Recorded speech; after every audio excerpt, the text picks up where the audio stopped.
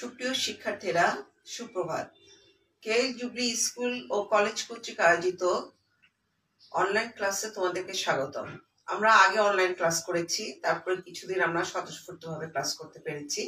একটা আনন্দঘন পরিবেশ ছিল, কিন্তু আমাদেরকে আবার নিয়তির হাতে বন্দী হতে হলো। আবার আমরা অনলাইন ক্লাসে চলে যাচ্ছি। চলো আমরা ক্লাসে চলে যাই। আজকে আমি তোমাদের এসএসসি যারা ক্যান্ডিডেট তাদেরকে ক্লাস নিচ্ছি। তোমাদের 4টা অধ্যায় আছে, 1, 2, 3, 4, ষষ্ঠ এবং নবম অধ্যায়।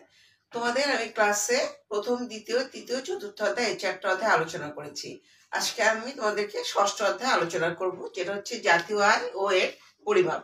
চলো আমরা ক্লাসে চলে যাই।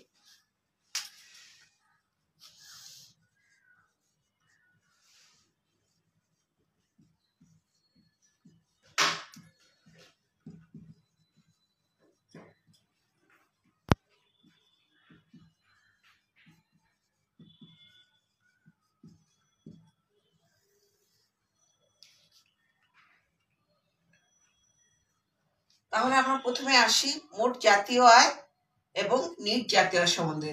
আগে প্রথমে জেনে নেই জাতীয় আয় কি।